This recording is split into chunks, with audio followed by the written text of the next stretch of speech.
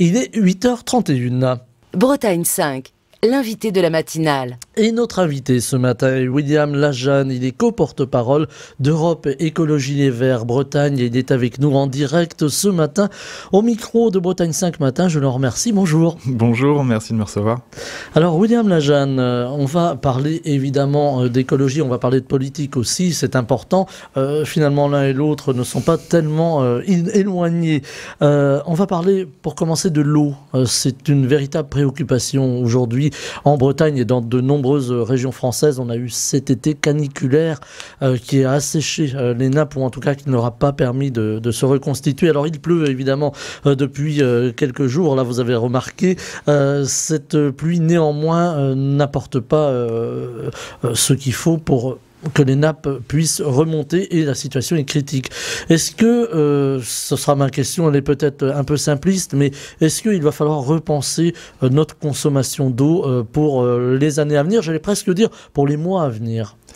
Est-ce que la réponse n'est pas déjà dans votre question ? Voilà. Effectivement, la situation est même plus ancienne que simplement cet été. Il y a un déficit de pluviométrie depuis l'hiver dernier. Ça s'est aggravé, comme vous l'avez dit, cet été avec des périodes caniculaires.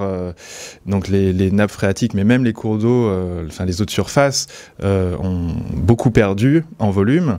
Et on se retrouve dans une situation aujourd'hui où effectivement ce ne sont pas les quelques pluies éparses qui suffisent à revenir à une situation normale. Donc, ça n'aura échappé à personne. La préfecture des Côtes-d'Armor a émis des alertes, prévient que s'il n'y a pas changement de comportement immédiat, comme vous le dites, on fait face à des risques de coupure d'eau cet automne. Dans des coins précis des Côtes-d'Armor, c'est pas encore généralisé, mais n'empêche que ça reste une situation tout à fait inédite. Et donc oui, il y a des gestes à avoir pour diminuer sa consommation d'eau. Alors, ce que je peux regretter, et là c'est plus la partie politique, c'est que comme bien souvent, on fait appel avant tout aux particuliers, aux citoyens, mais j'aimerais rappeler que nous ne sommes pas les seuls consommateurs d'eau. Il y a aussi l'industrie et dans notre département et plus largement dans notre région, une grande part pour l'agriculture. Alors, il ne s'agit pas bien sûr de se priver totalement, mais quand on peut faire des petites économies ici ou là, c'est bon pour tout le monde. Alors on a aussi ces stations de lavage. Alors on va peut-être pas se faire que des amis ce matin, mais ces stations de lavage qui sont souvent très utilisées. On lave beaucoup notre voiture en France et en Bretagne en particulier. Est-ce qu'à un moment ou à un autre, il va falloir repenser aussi ces systèmes de lavage de voiture ? Parce que finalement, on met un jeton, on lave la voiture, on dépense beaucoup d'eau, mais un deuxième jeton éventuellement si on ne la trouve pas assez propre. Est-ce qu'il va falloir faire changer les mentalités aussi ? Il y a les lavages de voitures, il y a aussi tout ce qui est arrosage des pelouses et des espaces verts qui sont actuellement restreints par la préfecture. En fait, ça pose la question de ce qui est essentiel et de ce qui est du confort. On en est arrivé là tout simplement parce que depuis des décennies, on puise beaucoup trop dans ce que l'on va appeler des ressources naturelles. C'est valable pour l'eau. Et en ce moment, on le sent aussi, c'est valable pour les questions d'énergie. Donc oui, il y a clairement des usages, des modes de production qui sont à repenser pour être plus économes, pour être plus en phase avec ce que notre environnement peut fournir. Alors l'énergie, vous avez, pardon, voilà, je m'éclaircis d'avoine. L'énergie, vous en avez parlé, William Lajanne, c'est aussi la deuxième grande préoccupation aujourd'hui. Il y a la guerre en Ukraine, il y a les coûts de l'énergie, c'est une chose, mais il y a aussi l'économie d'énergie. Alors on a aujourd'hui tout un programme lancé par le gouvernement autour des passoires énergétiques, ces bâtiments qui sont souvent mal isolés, vieux bâtiments souvent, et souvent malheureusement habités par des personnes en précarité qui n'ont pas les moyens de faire les travaux. Est-ce que c'est assez ce que fait le gouvernement ou est-ce qu'il va falloir là aussi mettre un cran au-dessus ? Mais comme bien souvent, depuis ces dernières années, notre gouvernement fait des annonces qui restent que des annonces et qui se traduisent fort peu en actes. Donc non, nous les écologistes, effectivement, on prône une réhabilitation massive du bâti une isolation thermique généralisée. Et il va falloir aller beaucoup plus fort, beaucoup plus vite. Ça, c'est une évidence. Comme vous le dites, malheureusement, souvent, les passoires thermiques, ça concerne les gens qui sont déjà les plus précaires, donc ils ne peuvent pas dépenser des 1000 et des 100 pour se chauffer. Et quand bien même, on risque des coupures d'eau, mais on risque potentiellement des coupures d'électricité. Là aussi, si nos usages, si nos modes de consommation et de production ne changent pas. Et l'efficacité thermique de nos bâtiments, c'est quelque chose de primordial. Hier, l'association Négawatt, qui n'est pas n'importe quoi, c'est quand même un groupement d'experts sur les questions énergétiques, sortait une étude, justement, pour montrer qu'il est tout à fait possible, dès 2024, d'arriver à 10% d'économie d'énergie rien que dans le bâtiment. Et ce ne sont pas on ne peut pas les qualifier d'idéologues ou je ne sais quoi. Voilà, c'est vraiment la neutralité scientifique et l'expertise technique qui parle. Hein, oui. Justement, alors, l'énergie, c'est aussi la production d'énergie. On en parle beaucoup sur cette antenne, alors, par divers aspects, hein, que ce soit le coût de l'énergie ou la production. Ici, en Bretagne, on n'a pas de production d'énergie ou très peu de production d'énergie. Certaines voix s'élèvent en disant, voilà, on aurait dû avoir une centrale nucléaire. Alors, je ne vais pas relancer le débat, ce serait un peu compliqué ce matin, et puis voilà, il faut que tout le monde puisse y prendre part à ce débat, mais est-ce que les énergies renouvelables, on pense à l'éolien, on pense au photovoltaïque, est-ce que ça va suffire, ou est-ce qu'à un moment ou à un autre, il faudra voilà, trouver là aussi d'autres solutions? Est-ce que ça va suffire? Là, on en revient toujours à la même question, celle des usages. Effectivement, si on continue à avoir des usages immodérés comme ça peut être à l'heure actuelle, non, ça ne suffira pas. La question du renouvelable ne peut se faire qu'avec la sobriété. C'est les deux en simultané. Et pourtant, pardon, William Lajanne, mais aujourd'hui, on est tous très consommateurs d'énergie. On a le portable à recharger, on a la cafetière électrique. Enfin bon, voilà, on a une forme de consommation d'énergie un peu exponentielle. Ah mais complètement. Et on est poussé à ça. Et je fais partie du lot. Ça, c'est indéniable. Je vous rassure. La facilité de mettre de l'essence dans sa voiture, effectivement, appuyer sur un bouton et ne pas s'émerveiller que la lumière s'allume, oui, c'est notre quotidien à tous. Mais justement, c'est peut-être cette prise de conscience qu'il faut avoir et que, de toute façon, malheureusement, que l'on a en fait, de force. C'est ça qui est dramatique. Les écologistes parle de cette question de la sobriété depuis des années et des années. Il aurait été préférable que ce soit une sobriété choisie, accompagnée dans le temps, avec un financement de l'État. Aujourd'hui, on se retrouve dans une sobriété forcée et qui, malheureusement, on sait que ça va se produire comme ça, va peser plus sur ceux qui ont déjà le moins, alors que ça devrait clairement être l'inverse. On est dans un changement, un monde qui change, qui va très vite. Hein, et là, on imaginait que bien, ce monde continuerait bon an, mal an, comme ça. Et puis, il y a eu cet été caniculaire. Il y a aussi tous ces problèmes climatiques. Hein, on a vu ces pluies importantes, ces grêles, ces chutes de grêle très importantes, en particulier dans le sud ou dans l'est de la France. Est-ce que finalement, cet été, c'est l'été de la prise de conscience du changement climatique ? Je l'espère. C'est un peu tard, mais malgré tout, je l'espère. Effectivement, bien souvent, on entendait des prévisions à 2050, voire plus loin. On a cette météo d'Evelyne Delia sur TF1 qu'elle avait faite, la météo de 2050, et finalement... c'est celle de 2022. Voilà, cet été, la carte était même peut-être un peu plus pessimiste. Exactement. Donc on voit que les prévisions, finalement, arrivent plus vite que ce que l'on pensait, parce qu'il y a des effets de renforcement que les scientifiques n'étaient pas en mesure de calculer à l'époque. Maintenant, on perçoit ça un petit peu mieux, notamment les experts du GIEC qui nous en parlent, mais malgré tout, certains estiment que l'accélération va continuer. Donc, ça peut être effrayant, effectivement, d'où la nécessité de cette prise de conscience et de l'action immédiate. mais ça, les écologistes l'appellent depuis des décennies. Et malheureusement, quel que soit le niveau justement, quel que soit le niveau des institutions publiques, que ce soit le département, la région ou l'État français, non, on n'est pas écouté, malheureusement. Et pourtant, on a des élus dans chacune de ces institutions, mais non. Ils sont pris, comme d'habitude, pour les écolos de service, ceux qui viennent verdir un programme, ou au pire, aiguillonner une majorité. Et là, je pense à la région. Mais non, il n'y a pas vraiment de prise au sérieux de ce qui est dit. Alors que pourtant, notre programme, c'est du bon sens.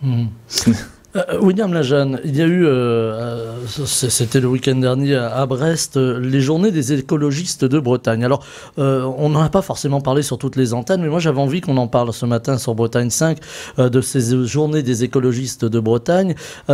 C'était le moment de se rencontrer pour les écologistes bretons, de faire un peu le point, alors pas forcément le point politique, mais aussi un peu le point sur une situation, et on l'a longuement décrite, qui se complique de plus en plus. Ce week-end à Brest, c'était une première pour nous en Bretagne. Ça fait presque 1 an que l'on travaillait sur le projet et ça a été vraiment une vraie réussite, un grand moment de convivialité, d'échange. C'était l'occasion de se rencontrer entre écologistes, alors pas forcément d'Europe Écologie Les Verts, c'était ouvert à toutes et tous. Et c'était aussi un moment d'éducation populaire parce qu'on a fait des ateliers sur tout un tas de thématiques, que ce soit la condition animale, l'énergie. Moi, j'en animais un sur la question de l'anarchie, par exemple. Un vaste programme. Tout à fait, qui a fait beaucoup réagir, c'était très sympathique. Et c'est quelque chose que l'on va reproduire dans les années à venir, ça c'est sûr. Ce type d'événement, c'est nécessaire. Ça crée du lien, ça rassure aussi de voir que l'on n'est pas tout seul, et justement face à une situation qui peut être vécue comme vraiment anxiogène, c'est nécessaire aujourd'hui de se rassembler, de se retrouver ensemble.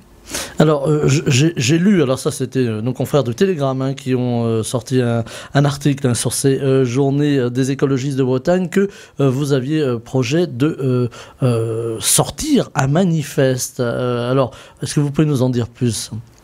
Alors, on va plutôt appeler ça une tribune. Ou une tribune. Effectivement, qui sera communiquée dans les jours qui viennent. C'est une tribune sans grande surprise qui est autour de la question de la sobriété énergétique.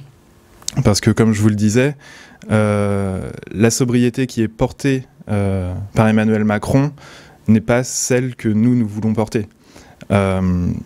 Là, je reprends les mots d'une militante écologiste qui disait ce qu'il faut, c'est demander plus à ceux à qui ça va coûter le moins et demander moins à ceux à qui ça va coûter le plus. Mais je reprends ces mots, mais à 100%. Et pour nous, la sobriété, ça va être un peu cliché de dire ça, mais elle commence par exemple par le jet privé de Bernard Arnault. Voilà, ces fameux jets privés qui défraient aussi la chronique. Alors on va vous objecter que c'est le monde des affaires, qu'on a besoin d'aller vite. Certes, aujourd'hui, on va difficilement me faire croire que un déplacement en jet privé est absolument nécessaire. Il me semble qu'il y a d'autres modalités, que ce soit par Internet, ou on a aussi des trains, par exemple. Il a été question de la ligne Brest-Orly récemment. On en a parlé sur cette antenne avec Iwan Le Tlech, cette ligne aérienne qui va fermer, en tout cas Air France compte la fermer. Voilà. Et là aussi, certains ont objecté, oui, mais le monde des affaires, comment vont-ils faire ? Eh bien, déjà, premièrement, ça pose la question de notre relation à Paris. Ça, c'est très étonnant de vouloir toujours garder ce cordon ombilical. Oui, parce que finalement, on peut faire des affaires en Bretagne. On a les infrastructures. Bien. Je l'espère bien. Et il y a des villes qui se sont développées très très bien sans ça. Et j'aimerais rajouter, pour la petite anecdote, que d'ores et déjà, de grosses entreprises comme Arkea, c'est quand même pas la petite PME, TPE, a demandé à ses cadres de prendre le train. Ils prennent d'ores et déjà le TGV Brest-Paris. Voilà, donc on peut utiliser le train. Et puis, alors, il y a le développement du train de nuit aussi, si on veut arriver frais et dispo. Alors, c'est peut-être pas encore le cas ici en Bretagne, mais ça va venir. Si on veut arriver frais et dispo à son rendez-vous à Paris, si tant est que tout se passe à Paris. Mais là, ça, c'est encore un autre débat. Justement, la mobilité, les transports, c'est aussi un des points que l'on aborde souvent dans cette matinale avec les différents intervenants, parce qu'il y a une réelle demande et un réel problème. Il y a beaucoup de demandes, mais il n'y a pas beaucoup de trains en Bretagne. Ah, tout à fait, et ça c'est vraiment regrettable. Là aussi, les écologistes, ça fait des années que l'on demande la réouverture des petites lignes du quotidien. C'est-à-dire, pour prendre un cas concret, la ligne nord-sud Saint-Brieuc-Auray, qui est encore majoritairement existante, qui demande bien entendu à être réhabilitée, et qui serait fort utile. Il suffit de regarder le maillage ferroviaire, ne serait-ce que dans les années 40-50, et de voir à quel point il couvrait le territoire par rapport à aujourd'hui. Et bien sûr, on pourrait se passer d'énormément de voitures si ces travaux étaient effectués. Mais là aussi, ça demande avant tout de la volonté politique. Alors, on peut prendre un exemple, cette ligne de chemin de fer qui reliait Saint-Brieuc, la gare de Saint-Brieuc au port du Légué à Saint-Brieuc. Alors aujourd'hui, le port du Légué s'est embelli, il y a beaucoup d'activités, et il y a aussi beaucoup de gens qui veulent aller au port du Légué. On en a fait une voie verte. Alors je sais que les écologistes soutiennent les voies vertes. Alors il ne s'agit pas de lancer un faux débat ici, mais est-ce qu'on n'aurait pas pu imaginer conserver finalement la voie de chemin de fer, d'y faire une voie verte à côté ? Ça aurait pu, bien entendu. Après, il aurait fallu aller plus loin, parce que ça aurait été une petite voie de tram, autrement.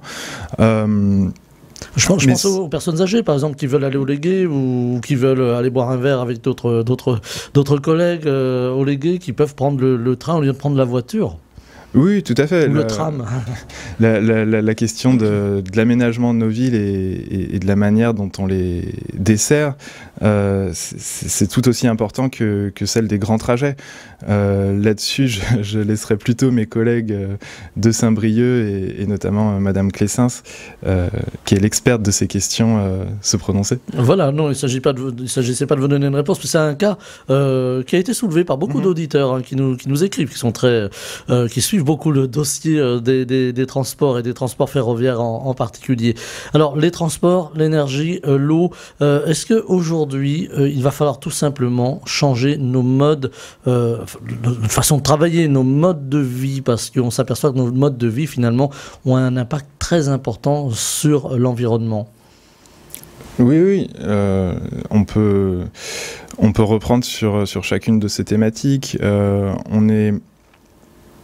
Parler du monde de l'abondance, comme l'a fait notre président, c'est assez indécent, en fait, quand on regarde toute une partie de la population pour qui cette abondance n'a jamais eu lieu. Mais il y a une autre partie, une petite partie de la population qui, elle, est clairement dans l'excès. Et il s'agit en premier lieu de s'attaquer à ces excès. Justement. Il faudrait qu'il y ait une solidarité de cette population la plus aisée vers celle qui n'a pas les moyens. Tout à fait. C'est là où la question écologique et la question sociale sont vraiment imbriquées l'une dans l'autre. L'écologie sans le social, c'est du jardinage, comme disent certains. Mais la formule, elle me plaît beaucoup. Et effectivement, il y a une solidarité à avoir. On est quand même à une époque où, justement, c'est pas parce que l'on peut avoir un jet privé que l'on doit avoir un jet privé. Il y a une question d'essence aussi. Et en fait, le climat, l'eau, l'énergie, ce sont des biens communs. Donc il n'est pas question qu'une petite partie de la population infime s'accapare une grande partie de ces biens communs au détriment de tout le reste.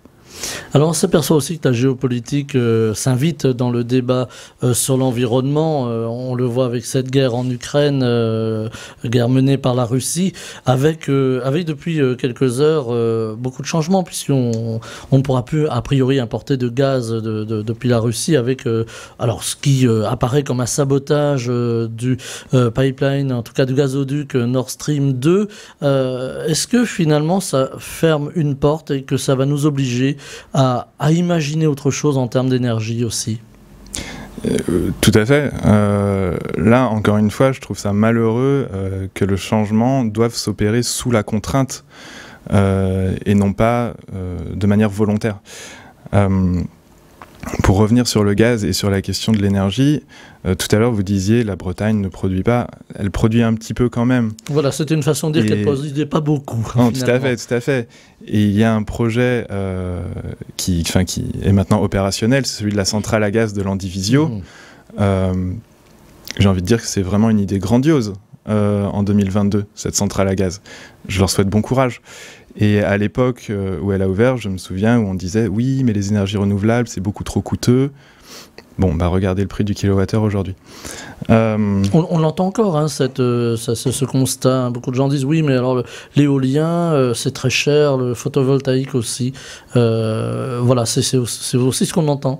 Bah, en fait, là, arrivé en septembre 2022, non, ce n'est clairement plus une réalité.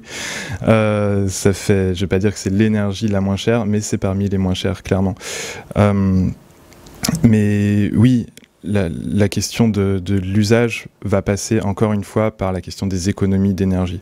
Et ces économies, ça va faire du bien non seulement au climat, et ça va faire du bien au portefeuille. Et c'est ça qui est important. Alors il y a des comportements aussi.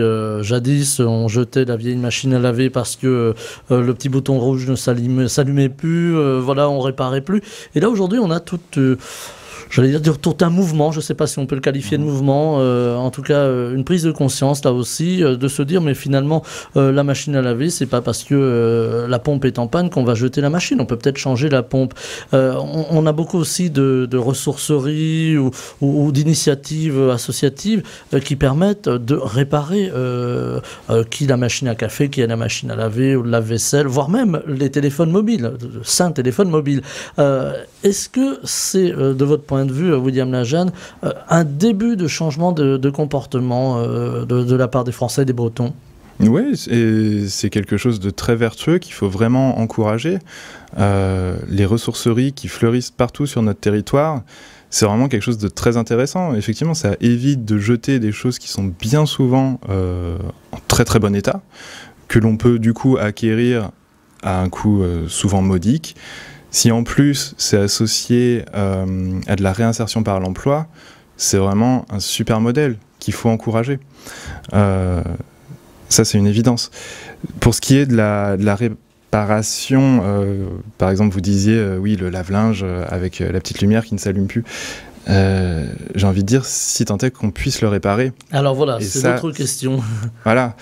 Là aussi, en fait, on a besoin d'un cadre législatif fort qui pousse les entreprises à faire des produits qui puissent être réparés, à trouver des pièces détachables. Jeter toute une machine alors que c'est une petite carte électronique ou un petit composant sur cette carte qui a grillé, on ne peut plus se permettre j'allais dire ce luxe, mais c'est même pas un luxe, c'est de la débauche, tout simplement. Avec aussi le problème d'approvisionnement des semi-conducteurs. Hein. Là encore, lié, vous voyez, hein, on ramène encore à la géopolitique, hein, pardon, mais lié à cette guerre en Ukraine et à ces différentes sanctions économiques et commerciales vis-à-vis de la Russie. Ça veut dire aussi qu'il va falloir apprendre à produire sur nos territoires. Eh bien, voilà, on peut clore notre tour du monde en revenant en France. Effectivement, en fait, tout ça, ça met vraiment toutes ces questions de dépendance au commerce international en exergue. Et c'est très intéressant parce que, bien entendu, tout ne pourra pas être produit en France, en Bretagne. Il faudra toujours garder des échanges avec les pays, et c'est bienvenu. Mais se pose la question des quantités, la question de la qualité aussi. On ne pourra Là c'est plus l'aspect social que l'aspect environnemental qui est mis en avant, encore que. Mais on ne peut pas importer des produits qui ont été faits dans des conditions de travail inhumaines, qui exploitent des enfants, qui exploitent l'esclavage moderne. Et vous parliez des téléphones portables. Malheureusement, j'ai sous les yeux mon téléphone, hein, un iPhone 11, pour ne rien cacher à personne. Et on sait que ces appareils, oui, contiennent des matières premières qui sont sorties de mines où les conditions de travail sont totalement indécentes et où malheureusement les multinationales qui les produisent sont couvertes et où on leur permet encore de vendre ce type de produit. Alors la question, c'est par exemple, est-ce qu'il faut ouvrir une mine de lithium en Bretagne, hein, la question se pose. Voilà, et ce sera ma dernière question, car il nous reste une petite minute, William Lajanne. Question un peu provocante à laquelle... Oui, c'était un peu le but. Hein. Ouais, non mais c'est bienvenu. Mais je ne sais pas si oui ou non il faut ouvrir une mine de lithium en Bretagne, si tant est que c'est possible. Mais effectivement, se poser ce type de questions, je trouve ça très intéressant parce que ça nous met devant nos responsabilités en tant que consommateurs de pays industriels riches dans son ensemble. Pourquoi est-ce que l'on devrait absolument faire peser ce poids environnemental et social à des pays qui n'ont pas notre développement actuel, qui ne font que pâtir en fait de ce mode de développement? C'est sûr, il faut qu'on prenne aussi notre juste part dans tout ça. Après, est-ce qu'il y a des modèles plus vertueux qui passent par le recyclage? Là encore, ça demande des modes de production différents qui permettent ce recyclage par la suite. C'est des questions auxquelles il va vraiment falloir apporter des réponses très très vite et pour lesquelles on aura besoin de tout le monde, institutions publiques, privées et particuliers, pour continuer à pousser dans ce sens-là, encore et encore. Eh bien, on va rester sur ce constat et à la fois quand même sur cette note d'espoir, réfléchir, avancer, essayer de construire un monde meilleur en tout cas. Merci infiniment William Lajanne d'avoir été avec nous ce matin. Je rappelle que vous êtes co-porte-parole d'Europe Écologie Les Verts en Bretagne et vous êtes venu nous parler d'écologie et un peu de politique aussi au micro de Bretagne 5 ce matin. Je vous en remercie. Merci de m'avoir reçu et belle journée aux auditeurs. Bretagne 5 matin, Stéphane Hamon.